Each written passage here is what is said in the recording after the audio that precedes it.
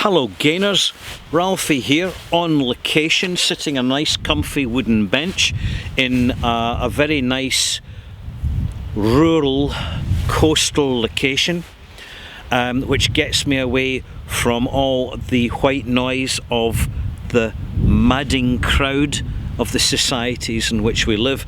You'll always find, let me reassure you, you'll always find the quiet people who take themselves up into the hills, into the mountains, down the valleys and into the forests for some peace and quiet, away from mobile phones. They always have something to say. It's always worth listening to them, even when they're not talking. Have a think about it. But here we are, a lovely location. The sun is shining, the air is fresh, and it is a good quality day, contributing to the quality of my life. Now, something I want to share with you, fitter philosophers, is I was having a wee think recently about the Climate Extinction Rebellion, and I find it quite interesting because, in my personal opinion, from my perspective, and that's where I'm coming from, it's clearly something that has been manufactured, but its existence works both ways. It can be perceived as a device for manipulating people into paying more taxes and accepting paying more taxes to basically offset carbon emissions and the waste that humanoids create on this planet, which I have to say is absolutely shocking. But it takes many forms. It's not just all the plastic bottles that are littering the beaches and the shores of beautiful places around the world, from the North Pole to the Caribbean atolls. It's a lot more than that. I think that it's interesting to listen into the conversation that young people are having, because it's very much adopted by youngsters as something of great concern to them. And I think they're realising that it's not so much a climate extinction rebellion so much as a human extinction rebellion, and that the real problem being faced is not a lot of empty plastic containers and the fact that the consumption of disposable items has to be reduced and properly managed for the sake of the wider environment, but the context is far, far wider. It's the indiscriminate use of agrochemicals, which, although they may seem to improve productivity, particularly for mass-produced crops, they are, in my opinion, poisoning the soil, toxifying the environment, and creating steadily but surely and visibly, very visibly, because we are in the age of the internet, the age of instant communication, it's creating a damaged planet which at some point will reach a critical mass and threaten the very survival of the humanoid collective. And let's be clear about this.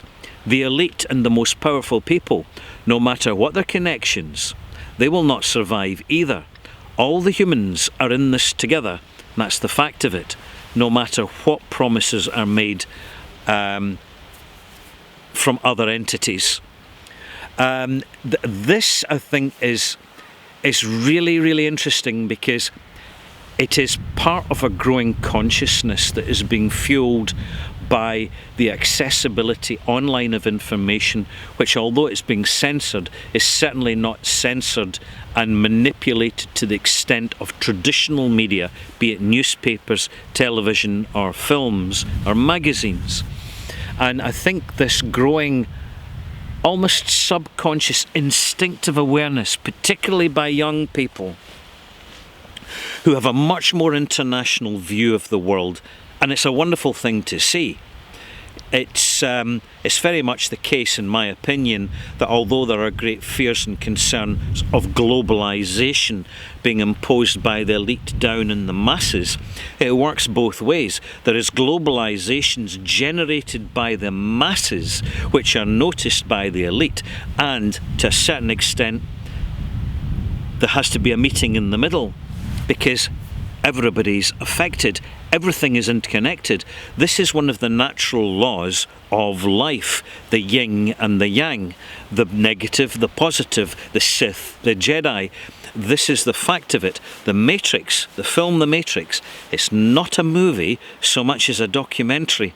And the more the scientists reveal this to us, the more that we can ensure that youngsters are aware of it and much more articulate and empowered to prepare a future for themselves which is much more informed and enlightened than the future which is increasingly receding for an older generation who unfortunately don't care as much because they've got less to look forward to, because they're getting older, so they're living increasingly in the past and as such are not preparing for the future. That's left for the youngsters, and good luck to the youngsters. They're going to have to be smart, they're going to have to be light on the feet.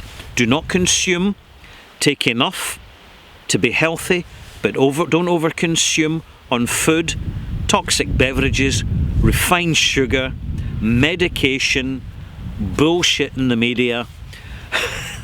It's being discerning and sharing that journey. It's what we're all doing, and that is a wonderful thing. Good luck with the Climate Extinction Rebellion, which is morphing into the Human Extinction Rebellion, and everybody is affected. I'm Ralphie. I hope you found this interesting. I'm going to just sit here and enjoy this wonderful, beautiful vista around me of Mother Nature, because if we want to learn about ourselves, we need to observe and learn about the world on which we are totally 100%edly dependent. We need to wake up to this big time. I'm Ralphie. I wish you well, and I'll speak to you soon, fit fellas. Sorry. Fit fellas, yeah, fit fellas, fit fellarettes, and of course, fitter philosophers.